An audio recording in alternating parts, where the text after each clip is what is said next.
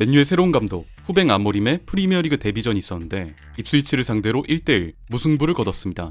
일단 제가 이 경기에서 주목해서 본 건 아모림이 이전 구단과의 인터뷰에서 밝혔던 두 요소, 아이디어와 포지셔닝이었습니다. 아모림은 입스위치전에서 뭘 보여줄 수 있을 것 같냐는 질문에 이렇게 답한 적이 있습니다. 여러분은 아이디어와 포지셔닝을 보게 될 것이다. 하지만 첫 경기 전에 2번의 훈련이 있다는 것을 알아야 한다.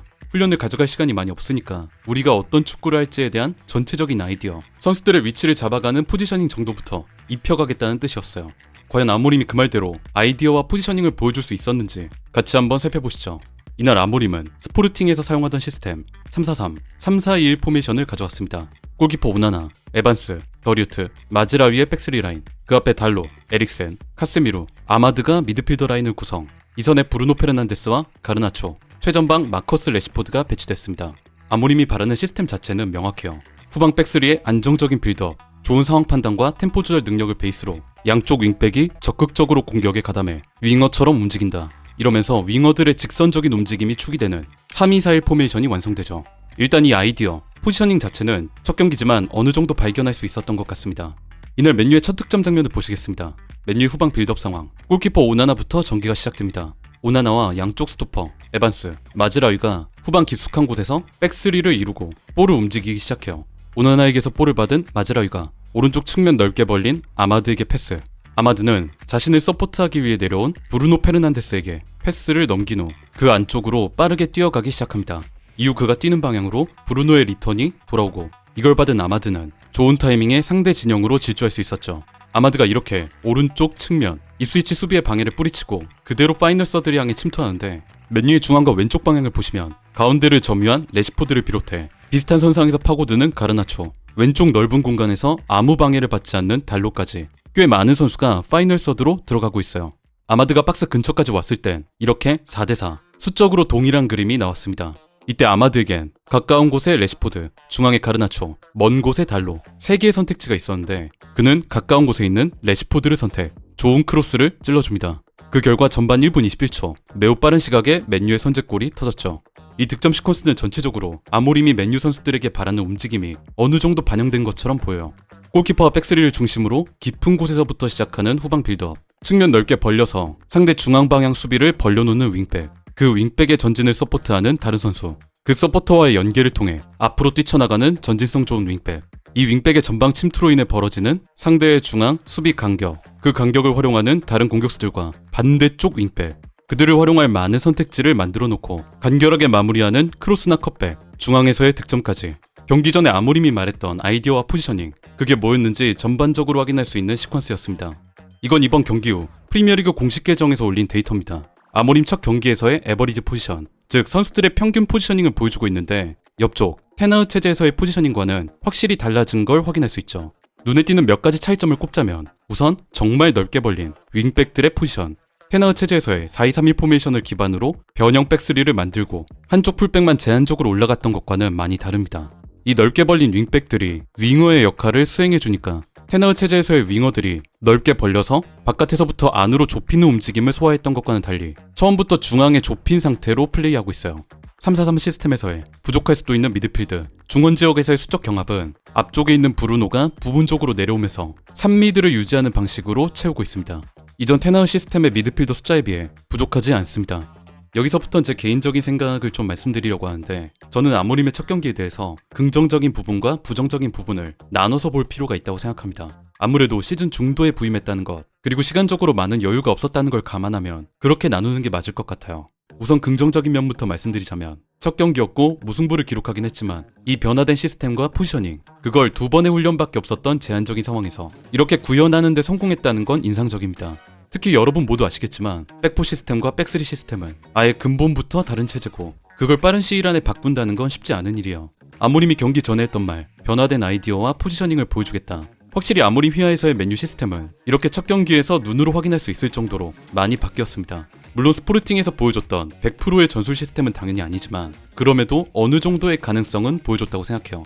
제가 가장 인상적이었던 건 한쪽 측면에서 반대쪽 측면으로 넘어가는 전환성이었습니다. 이날 맨유는 측면 위주의 플레이로 상대를 끌어당기면서 반대쪽 측면으로 빠르게 전환하려는 시도를 많이 보여줬는데 이는 과거 아모림이 스포르팅에서 많이 보여줬던 축구와도 일치합니다. 이 장면을 보시겠습니다. 맨유의 후방 빌드업 상황. 왼쪽 윙백 달로가 볼을 잡고 있고 입스위치가 강한 전방 압박으로 해당 공간에 많은 투자를 하고 있습니다. 이렇게 숫자가 많이 동원된 압박은 맨유가 풀어나올 수만 있다면 좋은 공격을 가져갈 수 있죠. 달로는 이 압박 숫자를 확인한 뒤 뒤쪽 에반스에게 패스. 에반스는 곧바로 반대쪽으로 넓게 벌린 오른쪽 스토퍼 마즈라위에게 패스를 넘깁니다. 볼을 받은 마즈라위는 오른쪽 윙백 아마드에게, 아마드는 가운데 있는 브루노에게 빠르게 패스를 넘겨요. 여기서 브루노가 앞쪽으로 전진하는 에릭센에게 패스를 넘기는 것으로 맨유는 입스위치의 전방 압박을 깔끔하게 풀어내는데 성공합니다. 이후 에릭센이 파이널 서드 인근에서 어느새 전진한 달로에게 패스를 찔러주고 달로로부터 박스 안으로의 크로스 장면까지 나왔죠.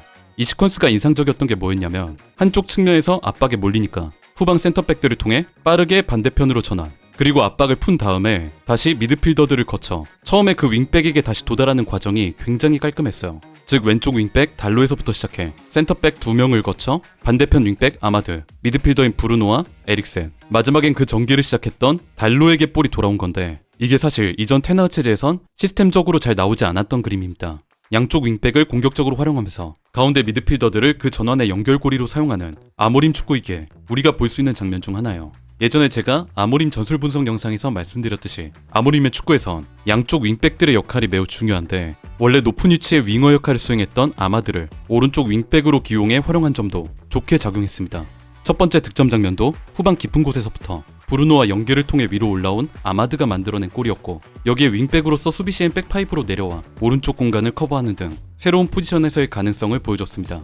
전체적으로 수비 상황 때 위험한 장면도 몇몇 있었지만 지금 이 선수가 윙백으로의 포지션 변화 과정 중에 있다는 걸 감안하면 우리가 납득할 여지는 있었죠. 이렇게 아모림의 첫 경기는 결코 많지 않은 시간 안에서 시스템의 변화, 포지셔닝, 선수 기용 등 우리가 좋게 볼 만한 부분들은 분명 있었어요. 저 개인적으론 시즌 중에 가장 극적인 스타일 변화가 나온 경기가 아닌가 싶습니다.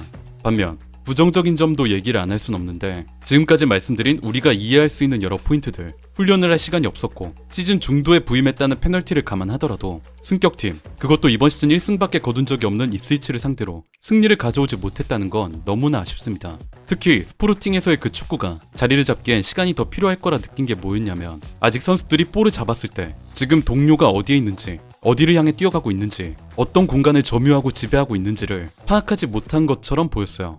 이런 부분이 바로 패스미스로 나타났는데, 이날 경기를 보신 분들이라면 아시겠지만 맨유에서 유독 패스미스가 두드러지게 나왔었죠.